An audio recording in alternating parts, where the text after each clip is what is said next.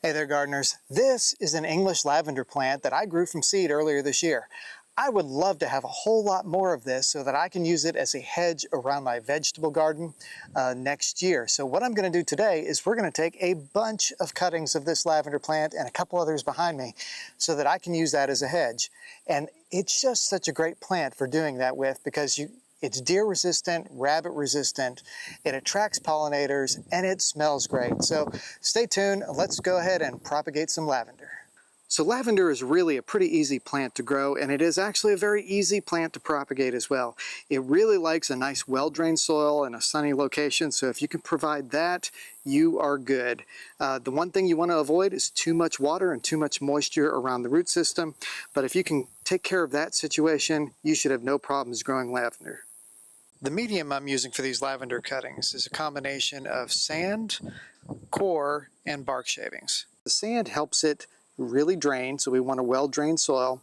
The core helps it maintain moisture, so it's not going to be waterlogged, but it's going to keep some moisture around those cuttings.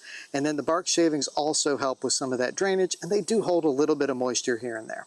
So that's what we're using for our medium. The first step I'm going to do on the medium is I'm actually going to just go ahead and get it all nice and wet, and then we'll let it drain out the bottom so that the cuttings will not have too much water in there. We're going to give it a few minutes and go ahead and get this prepped and ready to go. The tray I'm using is just a simple nursery tray, one I've collected over the years. It probably had petunias or something at some other date.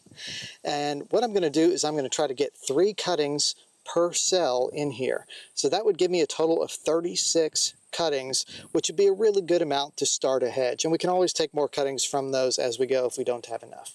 So the lavender we're going to be taking cuttings from all was grown from seed this spring.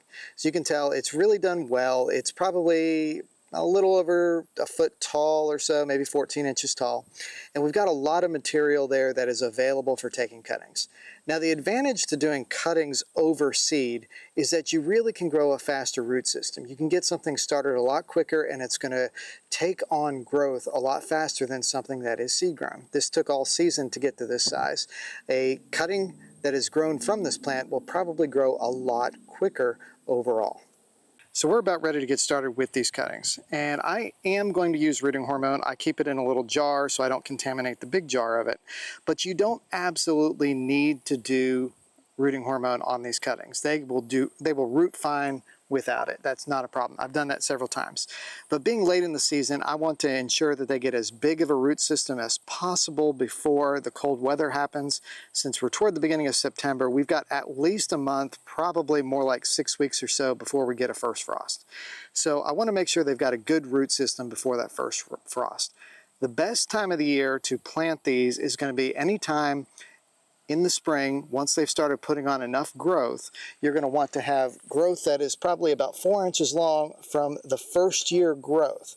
So right here, this is all first year growth. You can see it's kind of getting a little bit semi-ripe right down here toward the bottom. And then semi-ripe just means it's starting to turn a little bit more woody. It's not completely woody yet, but it's getting there. So in the springtime, you can take the cuttings from the fresh green growth, and then throughout the summer, take from that first year growth. And then even into the fall, you can take from the semi-ripe wood, and that's kind of what we'll be doing a little bit here today. Before I start taking cuttings, I'm going to use something to create a few holes in each one of these. And this is called dibbing, or it can be called a dibbler. Some people call it different things. And I'm just pre-making some holes in it. This isn't absolutely necessary. I've done this a whole lot without actually doing this. But what this does is it allows you to make holes in it so that you can preserve as much of the rooting hormone on the cutting as possible when you slide it in. And what we do at the end is we go back and we put all those cuttings and kind of tuck them in with the medium so that they will be nice and tight. The soil will be up against that cutting. All right, so I'm looking for some perfect cuttings here, and we're going to go about 4 inches down. And I'm just using a pocket knife with a pair of scissors on it, but if you got pruners, you can do that too. And I'm going to strip about half those leaves off there, and that leaves a whole bunch of nodes down here at the bottom. You see that little bit of green here and there.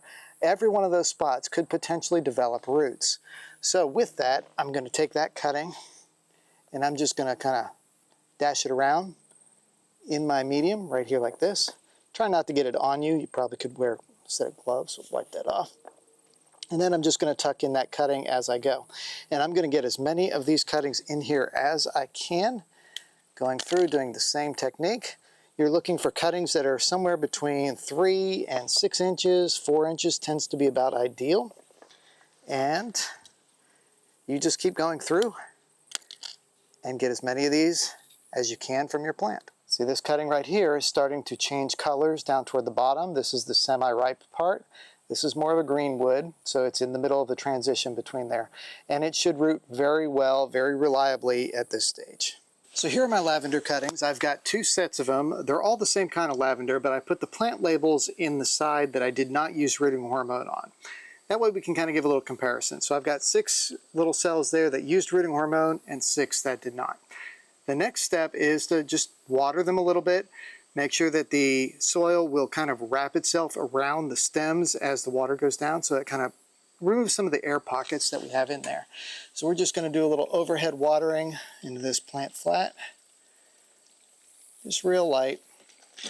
There we go. And it's just fine if you get some water on the leaves. That's not going to be a big deal at all. What that actually will do is it will help keep more moisture inside the plant. So a couple helpful ideas that you may want to try when doing cuttings is to tent it in order to keep the humidity in the area around the cuttings. They lose a lot of water through those leaves through transpiration, and by putting a tent over top of it, you can kind of keep that humidity higher around it. The other thing you could do is mist. Come out and periodically do some misting every day. Just bring your hose out on a mist setting and spray over top of it, and that'll help some of that, that transpiration from continuing. It's very important that you keep these out of the sunlight. You want some indirect light. They need the light, but they can't take and tolerate the direct sunlight at this stage. They don't have the roots to support them with bringing in water right now. So we don't want to stress them out by sticking them in the direct sunshine. In about 2 weeks, we should see some signs of rooting. One of the first signs that you always hear people talk about is that it starts putting on new growth. That is not always the case. A lot of times they can put out leaves with the energy that they have inside the stems, and then you pull it out and you'll find that there are no roots whatsoever. So I'd never pull it out just at the leaves. What you do want to check for is if you pull on it, if there's a little bit of resistance. You don't give it a really hard tug, but just a really light tug, and you see if there's some resistance to it. But the thing I really like to do is to wait until I see roots coming out of the bottom of the flat through those little holes right there. If I see roots coming out through there, I know I'm pretty good as far as the rooting situation goes. So really that's about all there is to rooting lavender. Give it a couple of weeks and you should start seeing some signs of rooting. Keep it wet with a little bit of misting on the leaves if you need to, under watering a little bit in the planter itself, and keeping a humidity dome over top of it can help out a lot. Those clear plastic totes work really great for humidity domes. But they root very similarly to, say, a Russian sage or a rosemary, and I'll put links into a couple of videos I did on those things in the description. So I appreciate you watching. I'm Dave with Growing the Home Garden. We'll catch you next time here on Growing the Home Garden.